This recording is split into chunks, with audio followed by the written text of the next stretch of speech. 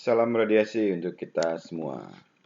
Oke, pada kesempatan ini kita akan membahas materi yang sangat menarik dan sangat penting, di mana teknik ini cukup sering dilakukan di rumah sakit. Pasiennya lumayan banyak, biasanya pasien-pasien kecelakaan, fraktur, maupun ada dislokasi pada persendian. Nah, ini salah satu teknik pemeriksaan yang akan kita bahas adalah mengenai teknik radiografi dari os cruris.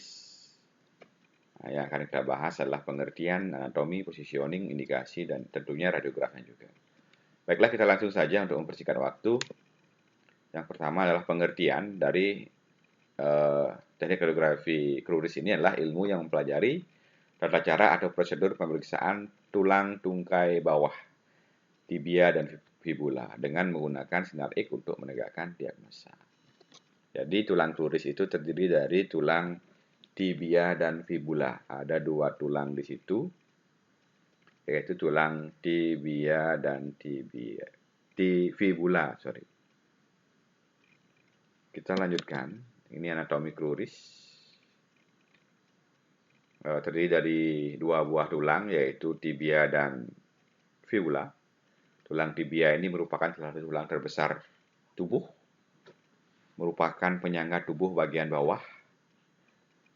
Tibia ini dapat dengan mudah diraba pada os cruris di sini.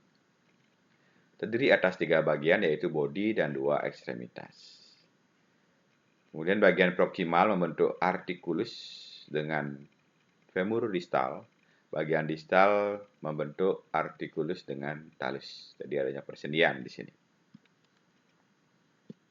Kemudian yang satu lagi adalah tulang fibula, di mana letaknya di posterior lateralis tulang tibia. Ukurannya lebih kecil dari tibia. Bagian proksimalnya membentuk articulus dengan condylus lateralis tibia. Kemudian bagian distalnya membentuk articulus dengan talus. Jadi dalam cruris tulang yang lebih besar itu disebut tibia, sedangkan tulang yang lebih kecil itu disebut dengan fibula. Nah, ini tibianya, ini fibulanya yang lebih kecil. Nah, ini anatomi yang dapat kita lihat bersama-sama. Nanti silakan dipelajari sendiri dan dihafal-hafal mengenai anatomi pada tulang cruris, baik itu di tibia maupun fibula. Untuk klinisnya sendiri, di sini ada fraktur, kemudian ada Ewing sarcoma, ini keganasan pada tulang, biasa terjadi pada anak-anak umur 5-15 tahun. Kemudian ada kista pada tulang.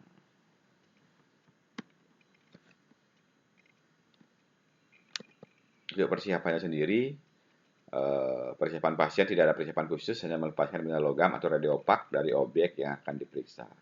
Persiapan alat dan bahan, pesawat sinar X, kaset dan film, ukuran 30x40 atau 35x35. Karena os cruris ini, tibia dan fibula ini agak panjang ya tulangnya, jadi digunakan kaset yang agak besar atau panjang. Ini biasanya satu kaset itu menggunakan 30x40 atau 35x35 ini dibagi dua. Satu kaset itu dua proyeksi, ada proyeksi AP, satu lagi proyeksi lateral. Seperti itu biasanya. Makanya dipersiapkan load pembagi. Siapkan marker R atau L sebagai penanda mana kanan mana kiri. Kemudian alat proteksi atau shielding, alat imobilisasi, sandbag, wedge pond, dan lain sebagainya. Proteksi radiasi yang diberikan adalah gonad shield, apron, pembatasan lapangan penyiaran, atau kolimasi.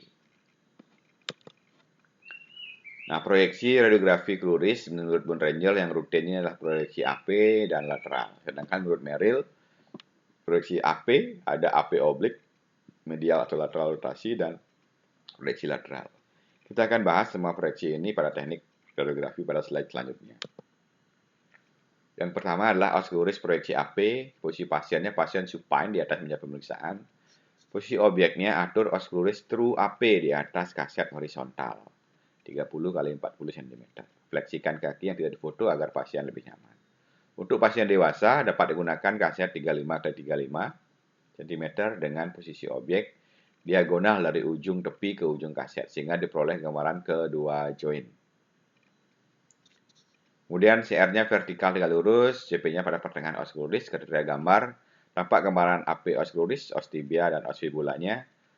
True AP, di sini terlihat condylus femoralis dan tibialis medial maupun lateral ditampakkan dengan jelas.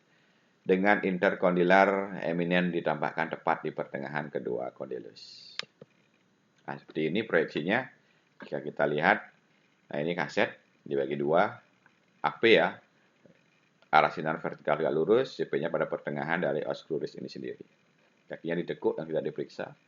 Nah, hasil radiografinya seperti ini tidak boleh terpotong. Cruris itu dari sini sampai ini diusahakan jangan terpotong. Harus tampil nampak pada gambar radiografinya. Ini untuk proyeksi AP.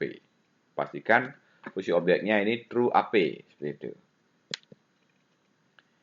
Jadi, pada beberapa unit radiologi, pemeriksaan os cruris dilakukan dengan menunjukkan hanya satu join yang dicurigai mengalami kelainan dengan menempatkan minimal 2 inci join dari tepi kaset atau IR. Oke, jadi maksudnya seperti ini.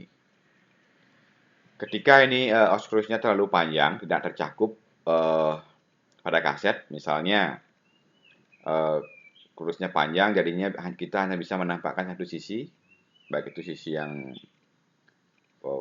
distal maupun proksimal, yang atas maupun bawah. Jadi kita baca klinisnya, di diagnosanya curiga fraktur di sepertiga distal, misalnya seperti itu. Maka kita foto ya nampakkan satu sisi yang dicurigai. Nah, misalnya yang atasnya curiga fraktur di sini di crurisnya, maka inilah yang tidak boleh terpotong. Yang ininya terpotong tidak apa-apa. Jika crurisnya panjang. Itu juga sebaliknya, jika frakturnya di sini, maka ininya kita tampakkan full, di sininya terpotong misalnya segini tidak apa-apa. Tapi alangkah lebih baiknya jika kasetnya cukup untuk membuat full seperti ini, tidak terpotong bagian atas dan bagian bawahnya. Nah, ini lebih baik lagi. Kemudian lanjut, os cruris proyeksi lateral, mediolateral. Mendengar kata mediolateral ini sudah tergambar di otak kalian. Yang menempel pada kaset ini adalah sisi lateral. Arah sinarnya datang dari sisi medial. Posisi pasien supine di atas meja pemeriksaan. Posisi objek, atur os cruris true lateral dengan sisi lateral menempel pada kaset. Kasetnya horizontal di atas meja pemeriksaan. Kemudian os patella tegak lurus terhadap kaset. Letakkan sandbag pada daerah femur agar pasien merasa nyaman. Central ray vertikal garu kaset, CP-nya sama pada pertengahan os cruris. Kriteria gambar yang ditampakkan dapat gambar lateral os cruris, os tibia, dan os fibula. Nah, seperti ini. Os crurisnya lateral, yang menempel pada kaset adalah sisi lateral. Kelingkingnya adalah sisi lateral, sisi luar. Oke. Luas lapangan penyiaran sama, mencakup os cruris semuanya jika berkenan mencukupi kasetnya. Arah sinar vertikal garis lurus, CP-nya pertengahan pada os cruris. Ini hasil radiografinya, ini batas atasnya, batas bawahnya. Jelas sekali, tegas sekali, tidak terpotong. Patella terlihat femoral condylus, tulang tibia, fibula yang lebih kecil, medial malleolus. Jadi seperti ini proyeksinya. Selanjutnya, proyeksi selanjutnya adalah os cruris, proyeksi oblik. Ini medial rotasi dan lateral rotasi. Posisi pasiennya pasien supine di atas meja pemeriksaan. Posisi objeknya medial rotasi. Rotasikan os cruris ke arah medial sehingga membentuk sudut 45 derajat terhadap kaset. Kemudian untuk yang lateral rotasi, rotasikan os cruris ke arah lateral sehingga membentuk sudut 45 derajat terhadap kaset.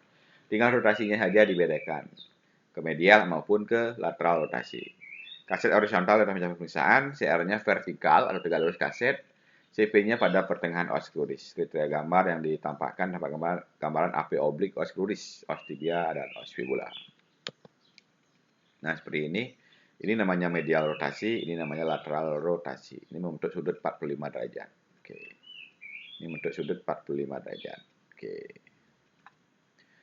Arah sinar vertikal tegak lurus. CP-nya pada pertengahan os cruris. Ini radiografnya yang dapat dilihat, ini yang medial rotasi, ini yang lateral rotasi. Selanjutnya klinisnya fraktur, di sini sudah dipasang pen ya di sini. Oke, seperti ini kurang lebih. Oke, demikian penjelasan saya mengenai teknik radiografi oskuluris. Terima kasih atas waktunya sudah menyimak materi penjelasan ini. Semoga bermanfaat. Salam sehat untuk kita semuanya. Semoga selalu dalam lindungan Tuhan Yang Maha Esa. Salam radiasi.